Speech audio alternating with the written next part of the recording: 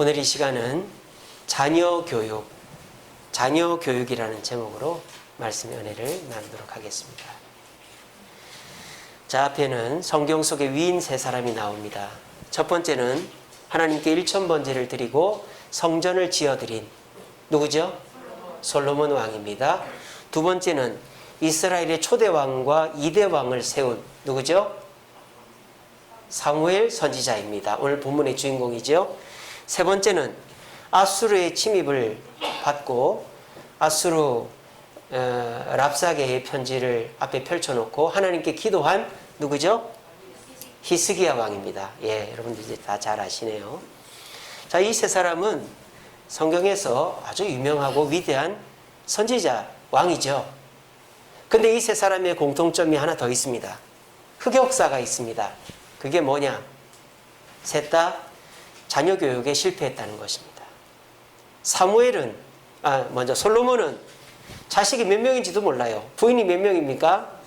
1000명이 넘었습니다. 그러니까 자식이 엄청 많았는데 그 중에서 르호보암이라는 아들에게 왕위를 물려줬죠. 근데 이 르호보암이 어떻게 합니까? 솔로몬이 백성들을 학대해서 힘들게 한 거에 대해서 늙은 신하들이 왕이시여, 왕은 선대 왕처럼 하지 마시고 백성들을 좀 편하게 해주세요. 그렇게 했는데 이 솔로몬의 아들 르호보암이 누구의 말을 듣습니까? 젊은 신하, 자기와 동무들의 말을 듣는 거예요. 동무들한테 물어보니까 그건 무슨 말이에요? 왕도 그렇게 세금도 거두고 해야 떵떵거리고 살 거 아니요? 예전보다 더 힘들게 하세요. 그러는 바람에 어떻게 되죠? 나라가 두동강이가 나버려요. 북쪽 이스라엘과 남쪽 유다로. 그래서 나라를 분열시킨 아들이 바로 이 솔로몬의 아들입니다. 이 자식 교육을 잘못시킨 거죠. 자, 사무엘, 오늘 본문에 나오죠. 얼마나 위대한 선지자입니까? 한나가 기도로 나와서 성전에서 길러줬고, 엘리 제상으로서 제대로 된 역할을 못했고, 엘리의 두 아들 홈리와 비나스는 망나니에다가 법궤까지 뺏기고 왔는데, 이 사무엘은 그 틈바구니 속에서도 하나님의 음성을 듣고 바르게 자라고 이스라엘을 회복 부흥시킬 뿐만 아니라 초대왕과 2대 왕을 세운 위대한 선지자입니다. 자, 이 히스기야, 이미 북이스라엘은 망했고, 근데 이 사무엘의 아들이 누구죠? 오늘 성경에 보니까 요엘과 아비야라고 되어 있어요. 이 요엘과 아비야는 어떻게 했다고 그랬습니까? 아버지처럼 하지 않고 뇌물을 받아가지고 재판을 백성들 좋게 했다 이 말이에요. 그러니까 자기한테 뇌물 준 사람 좋게. 자녀 교육에 실패했어요. 세 번째, 히스기야 왕입니다. 이 히스기야 왕도 얼마나 위대한 왕입니까? 이 북이스라엘이 망했어요. 아수르에게.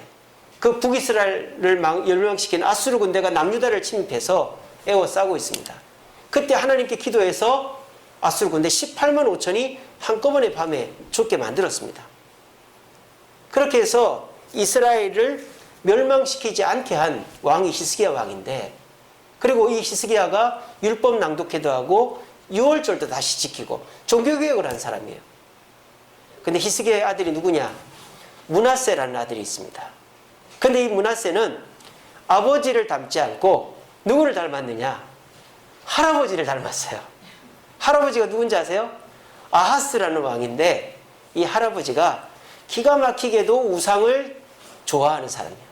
아수르에 가서 사람을 제물로 바치는 제사의 제단을 그대로 이스라엘 땅에 만들어 놓고 인신 제사를 드렸던 사람이 아하스 왕인데, 이 히스기야가 자식 교육을 어떻게 시켰는지 므낫세가 아버지를 안 닮고 할아버지를 닮아버려가지고 우상 숭배를 해버린 거예요. 그래서 바벨론으로 포로로 끌려갑니다. 이 므낫세가. 그래서 히스기야도 자식 교육을 실패한 거예요. 참 위대한 사람들은 자식 교육까지는 다 못하나 봐요. 우리나라 대통령들 보세요. 이승만, 전두환, 노태우, 박정희, 김영삼, 김대중, 노무현, 이명박, 박근혜, 지금 우리 문재인 대통령까지 자식 교육을 제대로 시킨 대통령이 한 명도 없어. 다 자식이 문제만 일으키고 아버지 얼굴에 먹칠을 하지 자식 교육을 제대로 시킨 대통령이 없어요. 대통령뿐만 그렇습니까? 뭐 기업 회장들이라든지 교수들이라든지 정치인들도 보면 너무 바깥일에 바빠서 그런지 자식 교육을 실패한단 말이에요. 그런데 그 사람들이야 성공한 사람들이니까 뭐 자기가 대통령도 하고 회장도 하고 국회의원도 했으니까 이제 이름도 남기고 자기 업적도 남아있단 말이에요. 근데 문제는 누구냐? 바로 저와 여러분들이에요. 저와 여러분들은 그렇게 위대한 사람도 아닙니다. 우리가 뭐 대통령도 아니고 국회의원도 아니고 시장도 아니고 부자도 아니고 우리 그저 평범한 사람들이에요. 근데 우리가 남기고 갈 게 없다 이 말이에요. 여러분들은 이 땅에 뭘 남기고 가고 싶습니까? 여러분 남기고 갈 수 있는 게 있습니까? 집을 남기고 가면요. 그 집 다른 사람이 살면 내 집이 안 됩니다. 제가 한 4년 전인가 고향에 한번 갔어요. 저희 고향에 저희 시골 집이 있습니다. 82년도에 지은 집인데 저희 부모님이 그 집을 샀어요. 사서 제가 거기서 한 30년 가까이 살았는데 저희 아버지가 이제 치매에 걸리시면서 서울로 올라오실 때 그 집을 팔고 왔어요. 그 집에 가니까 그 집이 그대로 있더라고요. 부시고 새로 지었는 줄 알았는데 근데 들어갈 수도 없고 또 집을 여러 가지 수리를 해놔서 이제 내 집이 아닌 거죠. 여러분 이 땅에다가 땅이나 집이나 차나 옷이나 뭐 남겨놔 봐야 가져갈 수가 없고 그게 영원히 내 것이 되지를 않아요. 다 남의 것이 됩니다. 공무원들이 그런다잖아요. 여러분 요즘에 양도소득세가 엄청 큰 거 아시죠? 공무원들이 차 타고 가면서 건물들 보면서 뭐라는 줄 압니까? 이거 20년만 지나봐라. 우리 거다 이런단 말이에요. 왜냐하면 양도세 내야 되니까 그 건물을 자식들한테 넘겨주다 보면은 세금으로 절반 가까이 떼는 거예요. 제가 어떤 분 얘기를 들어보니까 200억짜리 건물을 갖고 있었는데 이분이 갑자기 죽었대요. 근데 그 자식이 상속 포기를 했답니다. 여러분 납득이 안 되죠? 건물이 200억인데 자식이 그거를 상속을 포기를 해버렸대요. 왠지 아세요? 세금 떼고 세입자들 보증금 주고 하니까 오히려 빚지겠더라는 거예요. 그래서 상속 포기를 해버리면은 은행빚 또 세금 이런 거를 은행에서 1순위로 가져가고 2순위로 세입자들 가져가고 나머지를 세금을 떼는 거예요. 그러니까 이제 그렇게 해서 자기가 이제 손해를 안 봐야 되겠다. 세상에 200억짜리 건물인데 말이죠. 상속 포기를 하는 세상입니다. 우리는 아무것도 못 가져가요. 아무것도 남겨놓을 수가 없어요. 자식한테 물려줘도요. 이제 이 나라가 어떻게 된 나라인지 세금을 너무 많이 떼기 때문에 자식한테 못 물려줄 수도 있어요. 집이나 땅이나 물려주기가 정말 아까울 정도로 내가 땀 흘려서 안 먹고 안 입고 안 쓰고 만든 집이고 땅인데 그걸 물려주려니까 나라에서 도둑놈처럼 40% 50% 세금을 떼어버리는 거예요. 그러니까 우리가 이제는 자식한테 집 한 칸, 땅 하나 물려주기도 쉽지가 않은 시대가 됐단 말이에요. 그럼 우리가 이 세상에 남겨놓고 갈 수 있는 게 뭡니까? 우리가 무슨 대통령이나 국회의원이나 무슨 학자들처럼 이름을 남기고 책을 남길 수도 없잖아요. 우리 같은 평범한 사람들이. 결국은 누구밖에 없어요? 누구밖에 없어요? 자식들밖에 없어요. 자식들. 여러분 사람은 영원히 삽니다. 여러분 영원히 사는 줄로 믿으십니까? 믿음이 없으신가 보네. 이 땅 살다 죽으면 끝입니까? 여러분 영원히 사는 줄로 믿으십니까? 전도서 3장 11절 말씀에 하나님께서는 인간에게 영혼을 사모하는 마음을 주셨다 그랬어요. 그러니까 이 세상 사람들은 다 영원히 살고 싶어 해요. 근데 내세를 믿지 않는 사람은 이 땅에서 영원히 살고 싶어 합니다. 그래서 건강을 유지하고 어떻게 해서라도 안 죽고 싶어 해요. 불로초를 먹어서라도 안 죽고 싶어 하고. 근데 그렇게 뭐 물질적으로나 과학적으로 여유가 없는 사람은 내세를 꿈꾸죠. 뭐 불교처럼 윤회를 꿈꾼다든지 우리 이슬람교나 우리 기독교처럼 천국을 꿈꾼다든지 내세를 꿈꾸죠. 어쨌든 이 세상 사람들 중에서 죽는 거 좋아하는 사람 없고 죽으면 끝이라고 생각하는 사람 거의 없어요. 겉으로는 죽으면 끝이지 뭐. 그 사람 막상 죽는다고 해보십시오. 겁 안 내는가? 더 겁낼걸요 아마. 우리는 이 세상 살다가 죽으면 끝이 아니에요. 저 세상에 있다 이 말이에요. 근데요, 이 세상을 사는 의미가 우리 기독교인들에게는 어떤 의미가 있느냐? 저 세상을 준비하는 의미가 있다 이 말이에요. 우리가 이 세상에서 예수 믿고 주님 뜻대로 살고 잘 주님 앞에 순종하면 천국 가서 뭘 받는다? 멸류관을 받는다 이 말이에요. 근데 저와 여러분들이 이 땅에서 나라를 구하고 수백 명을 전도하고 교회를 세우고 뭐 업적을 세워서 멸류관을 받기는 힘들잖아요. 우린 평범한 사람들이니까. 그런데 저와 여러분들과 같이 평범한 사람들이 천국 가서 멸류관을 받을 수 있는 길이 두 개가 있어요. 하나는 자녀를 믿음 안에서 잘 키우는 것입니다. 두 번째는 교회에 충성하는 것입니다. 성경에 약속이 되어 있어요. 자녀는 상급이라 그랬어요. 자녀는 상급이라 그랬습니다. 자녀를 잘 키우고 믿음 안에 잘 키우고 남겨놓고 천국 가면 천국에서 멸류관 받습니다. 그리고 우리가 교회를 잘 섬기면 교회에서 뭐 이렇게 직분 받고 섬기는 거는 내가 평범해도 할 수 있잖아요. 내가 뭐 직업이 변변치 않고 배우지 못해도 교회에서는 얼마든지 섬길 수 있습니다. 그러면 천국 가면 멸류관 받는 거예요. 그러니까 저와 여러분들이 천국 가서 멸류관 받을 수 있는 방법 중에 가장 쉬운 방법이 자녀를 주님 안에서 잘 키우는 것입니다. 우리가 여기 나오는 솔로몬처럼 사무엘처럼 히스기야처럼 위대한 업적을 남겨서 멸류관을 받을 수는 없지만 자녀를 잘 키우면 우린 천국 가서 멸류관 받고 영원한 삶을 행복하게 누리면서 살 수 있다는 거예요. 여러분, 천국은 다 똑같이 사는 곳이 아니에요. 천국 가면 다 똑같은 집, 똑같은 차, 똑같은 음식 먹고 사는 게 아니에요.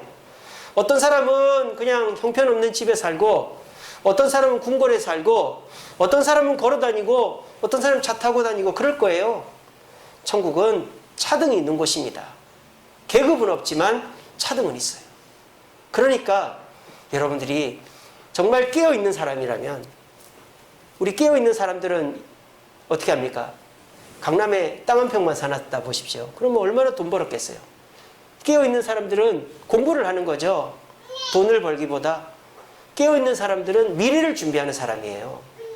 여러분들이 미래를 준비하는데 영생을 준비하는 것, 천국에서 멸류관을 받는 가장 쉬운 방법은 자녀를 잘 키우는 것입니다. 근데 이게 말이 쉽지 자녀 키우는 게 너무너무 어렵단 말이에요. 그리고 또 우리는 어떻게 생각하느냐?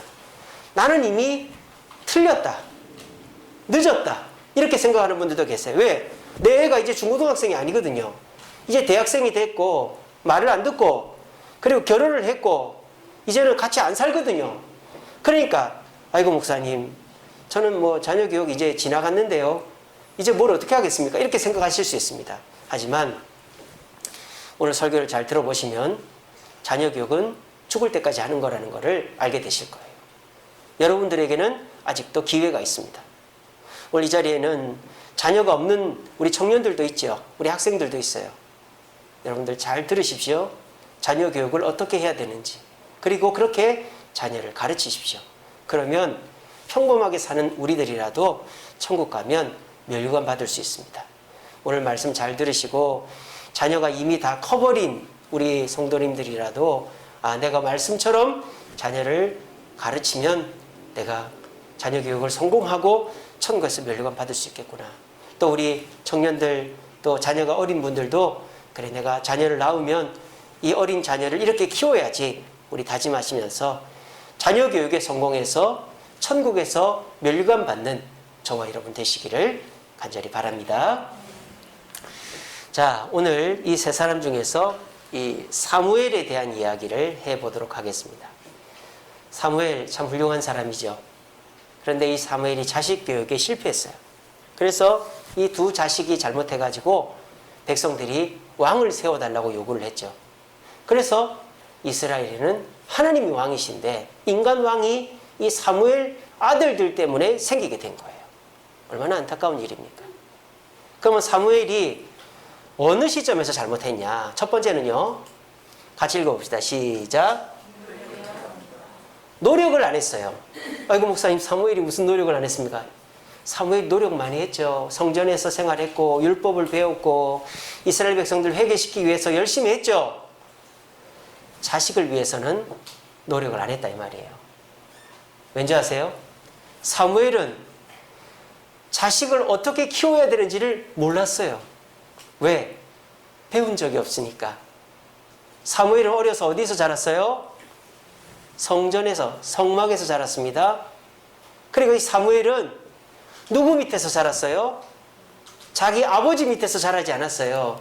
누구 밑에서 자랐어요? 엘리 제사장 밑에서 자랐어요. 사무엘은 자기 아버지의 교육을 받지를 못했습니다. 아버지가 농사를 어떻게 하는지, 아버지가 집안일을 어떻게 하는지, 아버지가 말은 어떻게 하는지, 아버지 목소리는 어떤 목소리인지 아무것도 몰라요. 이 사무엘이 어른이라고 보고 자란 거는 이 엘리, 나이가 들어가지고 이제 살 날이 얼마 안 남은 엘리밖에 본 게 없단 말이에요. 그러니까 사무엘은 자식을 어떻게 가르쳐야 되는지를 배우지를 못했습니다. 그러니까 당연히 자식을 제대로 못 가르쳤겠죠. 자, 그러면 어떻게 해야 됩니까, 여러분? 배워서라도 가르쳐야죠. 배워서라도. 내가 내 아버지로부터 사랑을 못 받고 내 아버지로부터 자식을 어떻게 키워라는 걸 못 배웠어요. 그러면 어떻게 됩니까? 남을 통해서 배워서라도 가르쳐야 되는 거예요. 근데 대부분의 아버지, 어머니들은 어떻게 생각하냐? 내가 자식한테 해만 안 끼치면 된다. 안 좋은 모습만 안 보이면 된다라고 생각합니다. 그러면 자식 교육 실패합니다. 그 이유는 이제 두 번째 보면 알아요. 우리는 내가 자식한테 가르칠 것을 못 배웠다고 하더라도 배워서 가르쳐야 되는 거예요. 그래야만 자식이 바르게 큽니다. 저희 아버지가 저한테 사랑한다, 뭐 고맙다, 잘한다 이런 말을 한 번도 한 적이 없어요. 그래서 제가 이제 중고등학교 때는 아버지를 너무 미워했고 대학생 때는 아버지랑 그냥 안 보고 지냈고 이제 신학대학교를 오기 전에 아버지랑 화해를 하려고 제가 월급을 타면 점심 식사로 보신탕도 사드리고 삼계탕도 사드리고 좋아하시거든요. 그렇게 해드리면서 아버지 옛날에 왜 어머니한테 왜 그랬습니까? 저한테 왜 그랬습니까? 물어보면 아무 대답을 안 해요. 그래서 치매가 왔어요. 사람이 표현을 안 하면 치매가 옵니다. 표현을 해야 돼, 표현을. 싫으면 싫다, 좋으면 좋다, 화나면 화난다. 저희 아버지는 싫어도 좋아도 화나도 웃는 게 없어, 웃는 게. 남한테 표현을 안 해요. 근데 이제 제가 하도 집요하게 물어보니까 저희 아버지가 한마디 딱 하더라고요. 아버지 왜 저한테 사랑한다는 말 한마디도 안 했습니까? 그러니까 내 성격이 안 그런 걸 어떡하노? 그러는 거예요. 내 성격이 안 그런 걸 어떡하노? 저는 근데 그거로도 만족을 했어요. 아, 저 말이 내가 너를 사랑한다라는 말로 내가 그렇게 해석해서 듣자 그렇게 했어요. 근데 만약에 제가 우리 아버지라면 내 성격이 안 그래도 어떻게 해야 돼요? 내 성격을 고쳐서라도 자식을 가르쳐야 되는 거예요. 그래야 자식 교육 성공합니다. 내가 이렇게 자근자근하게 설명하는 성격이 아니고 또 내가 화가 나면 버럭하는 성격이고 내가 뭐 이렇게 세밀하게 챙기지 못하는 성격이다. 그거는 안 하고, 그거는 안 하고 그냥 용돈 달라면 용돈 주고 학교 보내주고 옷 사주고 내가 부모 도리만 잘하면 되겠지. 그러면 자식 교육 실패한다 이 말이에요. 자식은 내가 잘해준 건 생각을 안 해요. 근데 지한테 해줘야 될 걸 안 해준 것만 생각한다 이 말이에요. 아빠는 그때 왜 그 자리에 안 나타났느냐? 나하고 약속해놓고. 엄마는 왜 나한테 그렇게 해준다니까 안 해줬느냐? 그게 자식이에요. 자식은 내가 잘해준 건 생각 안 해요. 내가 안 해준 것만 생각한단 말이에요. 그러니까 자식 교육을 실패하는 거예요. 여러분, 자식 교육 쉬운 일이 아닙니다. 자식 교육은 노력을 해야 돼요. 노력을. 그냥 내가 그래 자식들 안 보는 데서 술 먹고 안 보는 데서 담배 피고 안 보는 데서 싸우고 안 보는 데서 노름하고 안 보는 데서 뭐 나쁜 짓 하고 그러면 되겠지. 여러분, 자식한테 그런 거 안 보여준다고 자식이 똑바로 자라는 게 아니에요. 자식한테 보여줘야 될 모습을 보여줘야 되는 거예요. 사무엘은, 이 훌륭한 사무엘이 자식 교육에 왜 실패를 했을까요? 하나님의 음성을 듣고 왕을 2사람이나 세웠는데 사무엘도 못 배웠던 거예요. 모르는 게 있었던 거예요. 아버지가 어떻게 해야 되는지, 아버지가 어떻게 해야 되는지를 몰랐어요. 그러니까 자식에게 아버지의 모습을 못 보여주니까 결국은 이 자식들이 이제 뇌물이나 받아 처먹는 놈이 된 거예요. 나중 가서는 이제 후회만 하고 있는 거죠. 자녀 교육은 내가 배워서라도 바른 모습을 보여줘야 됩니다.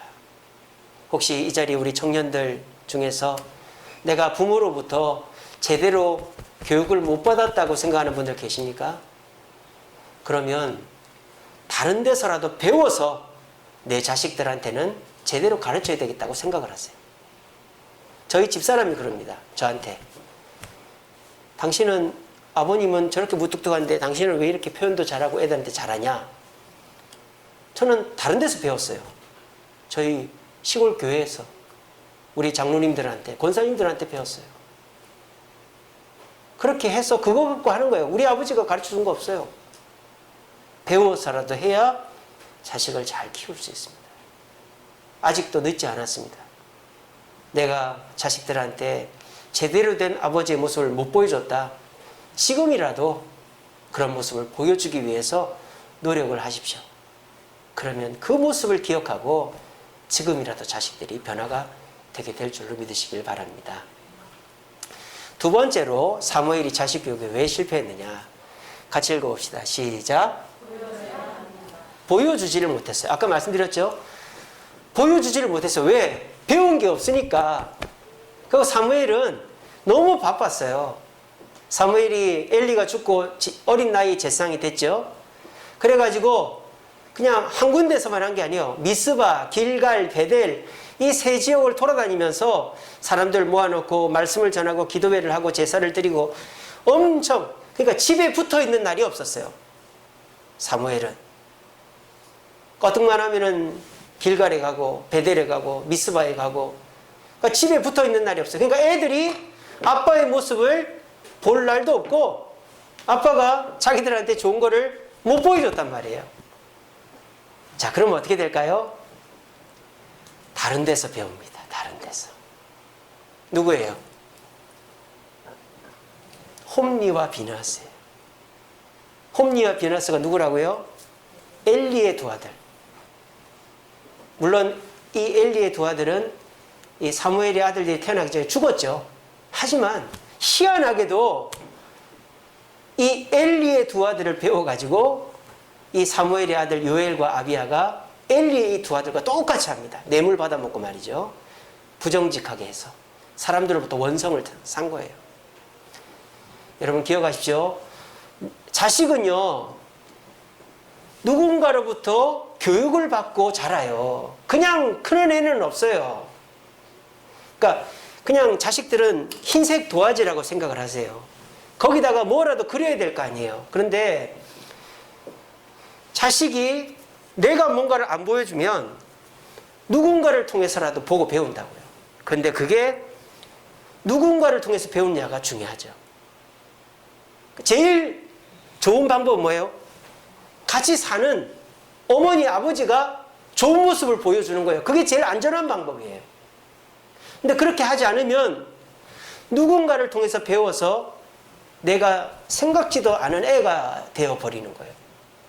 아까도 말씀드렸다시피 저는 아버지로부터 아버지 역할을 배우지를 않았어요. 아버지가 어떻게 해야 되는지를 몰랐어요. 저는 저희 아버지를 보고는. 근데 저는 저희 시골교회 장로님들한테 배웠어요. 제가 지금도 기억나는 분이 신동환 장로님이라고 계십니다. 신동환 장로님. 이 장로님이 몸이 이렇게 뚱뚱하시고 키가 작은 분인데 제 고등학교 2학년 때 고등학교 2학년 담임 선생님을 해주셨어요. 근데 이분이 우리한테 얼마나 지극정성으로 사랑을 베풀어 주시는지 맨날 집에 불러다 고기 구워주시고 여름 가을 되면 이분이 승합차를 갖고 계셨거든요. 승합차 태워가지고 계곡으로 바다로 우리 애들을 데리고 맨날 놀러를 다녔어요. 우리 고등학교 2학년 애들 데리고. 그리고 이 신동환 장로님이 눈이 멀어버렸어요. 눈이. 갑자기 시력이 나빠지더니 시력이 점점 나빠져가지고 눈이 멀어버린 거예요. 그래가지고 이분이 이제 원래 이제 재산이 좀 있는 분인데 자기 이제 땅을 헐어가지고 그 건물을 5층짜리 건물을 지었어요. 그래서 이제 새 받아먹고 그리고 한 층에다가 헬스 클럽을 만들어가지고 이분도 운동도 하고 이렇게 했는데 눈이 멀어버리니까 이제 헬스장 운영을 못하는 거야 이분이. 근데 설상가상으로 췌장암이 걸린 거예요. 췌장암이. 근데 희한한 게 췌장암이 걸렸는데 눈이 보이는 거예요. 그래가지고 제가 이제 그때 전도사 때인데 신동환 장로님이 눈이 보인다는 소식을 듣고 제가 내려갔죠. 장로님한테. 그러니까 진짜 장로님이 이제 왔나 이러면서 헬스장에서 운동하고 계신 거예요. 건강하게. 그리고 한 달 만에 돌아가셨어요. 그러니까 하나님께서 이제 돌아가시기 직전에 은혜를 주셨던 것 같아요. 그래서 제가 우리 신동환 장로님 장례에 났을 때 제가 그때 어떻게 했더라? 주일 예배 마치고 밤에 내려갔다가 문상하고 새벽에 다시 올라와서 학교를 갔나 그랬을 거예요 아마. 너무 제가 그 장로님 좋아해가지고 저는 그 신동환 장로님으로부터 아버지의 사랑이 뭔가를 배웠습니다. 그리고 임성수 장로님이라고 계십니다. 임성수 장로님. 근데 이분은요 호랑이 장로님이에요. 호랑이 장로님. 제가 초등부 때부터 맨날 빠따를 맞았어요 이분한테. 시끄럽게 떠들고 장난친다고. 근데요 이분이요 지금도 저를 챙겨줍니다. 무슨 일이 있으면 저한테 꼭 연락해 주시고. 한 번은 제가 기억에 남는 게 제가 이 주세임교회 담임되고 경주에서 세미나를 할 때였어요. 이렇게 세미나를 하는데, 교육 세미나를 하는데 제가 내려갔었거든요. 거기서 그 임성수 장로님을 만난 거예요. 그랬더니 장로님이 반갑다고, 아버지 잘 계시냐고, 그리고 이제 이렇게 뭐 과자 같은 것도 사서 아버지 갖다 드리라고 하고, 또 그 진해 동북교회 가서 박희재 목사가 그 세미나 왔더라고 하고 인사도 하고 얘기도 하고, 그렇게 지금도 저를 이제 그 진해 동북교회하고 저하고 연결시켜주는 끈이 되어 주시거든요. 근데 그 장로님이 몽둥이 들고 저를 맨날 때렸어도 저는 그 장로님 저를 때렸다는 기억보다 저를 챙겨주고 사랑해줬다는 기억밖에 없어요. 그러니까 제가 우리 임성수 장로님, 신동환 장로님 그런 분들 본받아가지고 나도 저런 아버지가 돼야지 그런 생각들을 했어요. 저는 지금 저희 어머니 목소리가 기억이 안 나요. 저희 아버지 목소리는 기억이 나요. 얼마 전까지 모셨으니까. 저희 어머니 얼굴은 기억이 납니다. 왜냐하면 저희 새아가 저희 어머니를 쏙 빼닮았거든요. 우리 집 애들 보면은 여러분들 아시죠? 그죠? 새아만 얼굴이 까맣잖아요. 우리 어머니가 그랬어요. 새아만 여기 광대가 튀어나왔거든요. 우리 어머니가 여기 광대가 튀어나왔어요. 하나님께서 저희 어머니가 일찍 돌아가셔 나니까 제가 어머니 얼굴 까먹을까봐 그렇게 딸을 또 어머니 얼굴을 씌워가지고 보내주셨다. 그렇게 위로를 받습니다. 그래서 아이고 이쁘다 그렇게 하고 있습니다. 근데 어머니 목소리가 기억이 안 나요. 근데 제가 신기한 거는요, 우리 그 신동환 장로님, 임성수 장로님 목소리는 기억이 나요. 신동환 장로님은 서울말 쓰시는 분이거든요. 그 경상도 분이 아니에요, 이분이. 그러니까 이제 기억을 하고, 임성수 장로님도 호랑이 장로님의 목소리가 얼마나 굵은지, 이제 왔노? 막 이러면서, 그게 다 기억이 나요. 모습도 기억이 나고. 그러니까 얼마나 제가 그분들한테 큰 영향을 받았는지. 근데 제가 자칫 잘못하면은 목사가 못 될 뻔도 했어요. 제가 초등학교 6학년 때 키가 저희 반에서 제일 컸거든요. 그러니까 어울리는 애들이 싸움 잘하는 애들이랑 어울렸어요. 근데 저희 친구 중에 만경이라는 애가 있었어요. 만경이. 여자애가 아니고 남자애입니다. 근데 걔가 중학교 가더니 조직폭력배 밑에서 활동을 한 거예요. 근데 걔가 저하고 제일 친한 애였거든요.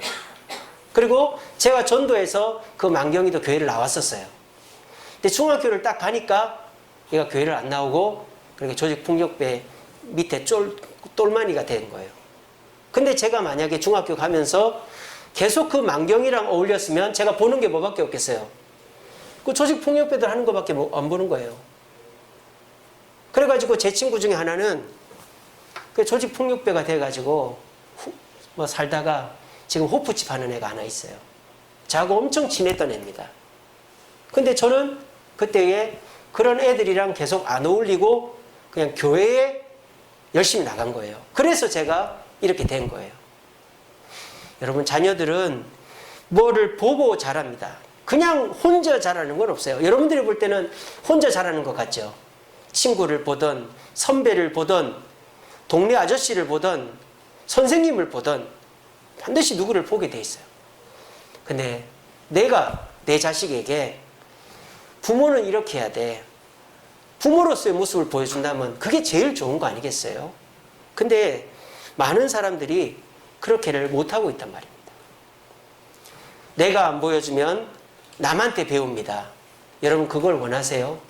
어디서 누구한테 배우는 줄 알고 자식한테 그냥 네 알아서 해라 이렇게 한단 말입니까? 여러분, 그러지 마세요. 내가 자식한테 내가 성격이 안 그러면 배워서라도, 내가 말을 험하게 하면 험하게 안 해서라도, 다혈질이면 다혈질을 안 내서라도 내가 자식한테 좋은 아버지, 어머니의 모습을 보여줘야 그게 자녀 교육의 성공이고 천국 가면 면류관 받는 거예요. 우리 모두 내가 보여주지 않으면 내 자식 다른 데 가서 엄한 거 배운다라는 생각하시고 꼭 자식에게 좋은 걸 보여주려고 노력하시는 저와 여러분 되시기를 간절히 바랍니다. 마지막 세 번째로 사무엘이 자녀 교육에 실패한 이유는 같이 읽어봅시다. 시작. 책임을 안 졌어요. 책임을. 자, 백성들이 사무엘을 찾아왔어요. 장로들이. 사무엘 제사장님, 당신의 두 아들 요엘과 아비야가 뇌물을 받고 재판을 엉뚱하게 해서 백성들이 피해가 많습니다. 그러니까 우리도 이제 사사 이런 거 하지 말고 왕을 세워주세요. 그때 사무엘이 어떻게 했어야 될까요? 그래? 너희들 버르장머리 없네? 우리 왕은 하나님인데 하나님께 기도해 볼게. 이렇게 해갖고 될 일이 아니죠. 지금 사무엘은 어떻게 했습니까? 왕을 세워주세요 하니까 자기가 잘못한 거는 생각을 안 하고 백성들이 잘못했다는 거예요. 하나님이 왕이지 무슨 왕이 또 있어. 근데 백성들이 왜 왕을 세워달라 그래요? 누가 잘못을 했기 때문에? 사무엘의 아들들이 잘못했기 때문에. 자, 그러면 이때 사무엘이 어떻게 해야 될까요? 미안하다. 내가 자식 교육을 잘 못 시켰네. 내가 자식들 똑바로 가르칠게. 그렇게 해야 되지 않겠어요? 근데 이 사무엘은 백성들한테 야, 너희들 왕은 하나님인데 왕을 세워달라 그래? 자기는 쏙 빠진 거예요. 여러분, 모세를 생각해 보세요. 모세는 어떻게 했다고 그랬죠, 제가? 이스라엘 백성들이 금송아지 만들어 놓고 축제하고 있을 때 하나님이 화를 냈잖아. 그래서 너 빼고 다 죽이겠다 했을 때 내 이름을 생명책에서 빼달라고 그랬어요. 하나님, 저 백성들 나쁜 놈들입니다. 다 죽이시고 하나님 그래도 저 백성들 제일 용서했어요. 이렇게 안 했어요. 나를 죽여달라고, 책임을 지겠다고 했어요. 그랬더니 하나님이 그 죄를 용서해 주셨어요. 여러분, 금송아지 때문에 이스라엘 백성들이 40년 방황한 게 아닙니다. 가데스 바냐에서 정탐꾼 사건 때문에 방황한 거죠. 금송아지 사건은 모세가 자기 영생을 걸고 책임을 지니까 하나님이 없었던 일로 해주셨단 말이에요. 저는요, 자녀 교육은 끝이 없다고 생각해요. 근데 여러분들이 생각할 때 이미 시기를 놓쳤다고 생각하시죠? 우리 애가 이미 20살이 넘었고 지가 돈을 벌어서 돈 갖고도 안 되고 말도 안 듣고 가정도 이뤘고, 그러니까 내가 더 이상은 자녀를 교육시킬 수 없다고 생각하고 때를 놓쳤고 변화가 안 된다고 생각해요. 그렇지 않아요. 저는 자녀에게 이 책임지는 모습을 보여주면 자녀는 그 순간에 완전히 180도 바뀔 수 있다고 저는 생각합니다. 저는 이 부모로서의 책임지는 모습이 스파크와 같다고 생각해요. 이미 여러분들은 자녀들에게 좋은 모습과 나쁜 모습을 다 보여줬어요. 근데 자녀들은 처음에는 부모가 실수하고 잘못하고 약속 어긴 것만 생각합니다. 근데 나이가 들어가면 갈수록 자녀들이 뭘 생각할까요? 그래도 우리 엄마 아빠만한 사람이 없다라는 생각을 해요. 근데 자기도 표현이 안 되는 거예요. 근데 그게 확 뒤집어지는 상황이 생깁니다. 그게 뭡니까? 자녀의 문제를 부모가 책임지려고 할 때, 자녀가 문제가 생겼는데 그건 네 책임이다 하지 않고 아빠가 잘못했다, 엄마가 잘못했다, 내가 책임져 줄게, 어떻게 하면 되겠니? 내가 그 사람 만나볼까? 그때 자녀가 무너지는 거예요. 우리 엄마 아빠가 정말 좋은 사람이었구나, 잘해준 것도 많은데 내가 오해를 했구나, 이렇게 되는 것이죠. 자녀 교육은 끝난 게 아니에요. 지금부터라도 하면 돼요. 어떻게? 자녀들 앞에 노력을 하고 좋은 모습을 보여주면서 책임질 때 책임을 내가 지는 거예요. 네가 다 컸으니까 네가 알아서 해라, 네가 알아서 할 수 있잖아, 이렇게 하는 게 아니라 내가 어떻게 도와주면 되겠니? 내가 저 사람한테 가서 내가 사과할게. 그런 모습을 보여주면 자식이 그때 무너지는 거예요. 죄송해요, 잘못했어요. 그게 자녀 교육이 50, 60, 70이 돼도 자녀를 변화시킬 수 있는 스파크의 역할을 한다는 겁니다. 부디 내 자식 다 컸으니까 이제 가르칠 것도 없고 말도 안 듣네, 이런 생각하지 마시고 내가 끝까지 자식의 문제를 내 책임으로 받아들이면서 안고 가서 자식을 변화시켜야 되겠다 다짐하는 저와 여러분 되시기를 간절히 바랍니다. 말씀을 맺겠습니다. 우리 말씀 같이 읽어봅시다. 시작. 자식들은 여호와의 기업이요 해의 열매는 그의 상급이로다. 자, 자식은 기업이라 그랬어요. 여러분, 기업이 뭡니까? 기업은 내 겁니까? 기업은 내 게 아니죠. 우리가 이스라엘 민족이 기업을 받았다 그러잖아요. 그건 내 게 아니죠. 하나님의 것이죠. 내가 사용하는 것뿐이에요. 그러니까 자식은 내 게 아니에요. 여러분 아시겠어요? 자식은 내 마음대로 해서 되는 것도 아니고 내가 좌지우지해서 되는 것도 아니에요. 저 후진 국가들 딸 결혼시켜서 지차금 받아서 살림 피고 이러는 게 아니에요. 자식은 하나님의 기업이에요. 하나님 거예요, 자식은. 자, 그런데 그 자식을 어떻게 해야 된다? 잘 키우고 잘 자식 교육을 잘 하면 그게 뭐가 된다? 상급이 된다는 거예요. 상급은 누구 거예요? 내 거예요. 상급은. 기업은 하나님 거지만 상급은 내 거예요. 그럼 이게 무슨 말입니까? 하나님이 주신 기업을 잘 관리하고 잘 유지하면 그것으로 내가 상급을 받는다 이 말이에요. 자식이 내 것이 아니고 자식을 잘 키우면 천국 가서 멸관도 받고 이 땅에서도 하나님의 복을 받는다 이 말이에요. 자식으로 뭘 하려고 하는 게 아니라 자식은 하나님의 거니까 하나님이 하나님 대로 잘 키워야 되는 거고, 그러면 내가 천국 가서 이 땅에서 상급을 받는다 하는 게 오늘 이 말씀의 핵심입니다. 우리가 농사를 지어도 그렇잖아요. 농사 지을 때 그 땅 한 해만 농사 짓고 맙니까? 죽을 때까지 농사 짓잖아요. 그리고 그 땅에서 소득을 얻은 걸 가지고 내가 뭐 밥도 사고 쌀도 사고 집도 사고 자식 교육도 시키죠. 그게 내 상급이 되잖아요. 자식이 똑같다 이 말입니다. 여러분, 자식 교육은 20살 때까지만 합니까? 아닙니다. 제가 오늘 이 설교를 준비하면서 이 생각이 깨진 거예요. 내가 20살 때까지만 자식 키우고 나머지는 네 알아서 하라, 그러고 나는 재밌게 집사님이랑 여행이나 다녀야지. 그 생각을 하면 안 된다 이 말이에요. 자식 교육은 죽을 때까지 하는 겁니다. 땅을 1, 2년만 경작하는 게 아니듯이 죽을 때까지 땅을 잘 경작하면 내가 죽을 때까지 그 열매를 거두듯이 죽을 때까지 자식에게 좋은 영향을 끼치고 자식을 책임지면 그것을 통해서 하나님 나에게 복을 준다고요. 그러니까 여러분, 내 자식이 다 컸다? 말 안 듣는다? 이제는 기회가 없다? 아닙니다. 지금부터라도 자식 교육 잘 하시면 여러분들 하나님께 복을 받고 천국에서 멸관 받을 수 있습니다. 우리 부모님들이 그러지 않습니까? 60 넘은 아들, 딸한테도 차 조심해라, 사람 조심해라, 밤길 조심해라. 그게 부모의 마음이잖아요. 근데 요즘 그런 부모가 없어요. 자기 놀고 자기 먹고 자기 쓰기 바빠요. 그냥 뭐 시켜 먹어. 너 일어났지? 알았어. 학원 가? 전화로 다 끝내는 거예요.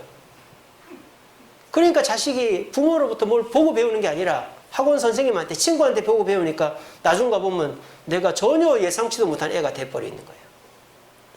자식 교육은 60, 70이 넘은 자식이라도 내가 숨 떨어지기 전까지 하는 거예요. 그러면 그게 나한테 상급으로 돌아온다 하는 게 이 말씀이에요. 그래서 여러분 어떻게 하면 되느냐? 내게 없는 모습이라도 배워서라도 가르치십시오. 내가 성격이 다혈질이고 내가 말을 함부로 하고 내가 무뚝뚝하더라도 자식을 가르치기 위해서 내 자신을 변화시켜야 됩니다. 그리고 내가 안 보여주면 자식은 딴 데서 어떤 걸 보고 배울지 모른다는 생각으로 절박한 마음으로 가르치십시오. 그리고 제일 중요한 것은 결정적인 순간에 책임지는 부모의 모습을 보여주십시오. 네 알아서 해라 이게 아니라 내가 책임질게. 내가 어떻게 하면 되겠니? 그러면 그때 스파크가 일어나서 자식이 변화되는 거예요. 아직도 늦지 않았어요. 지금도 여러분들 자식 교육 잘할 수 있습니다. 그렇게 하면 우리는 아무리 평범한 삶이라도 천국 가서 면류관 받을 수 있어요. 내 부모가 나를 안 가르쳐줬다? 우리 청년들 그렇게 생각하지 마시고 나는 오늘 말씀처럼 해서 자식 교육 잘 시켜서 천국 가서 면류관 받아야지. 그 생각하시면서 우리 모두 청년들이나 어른들이나 자식 교육 성공해서 이 땅에서도 상급받고 천국에서도 면류관 받는 저와 여러분들 되시기를 간절히 바랍니다. 기도하겠습니다.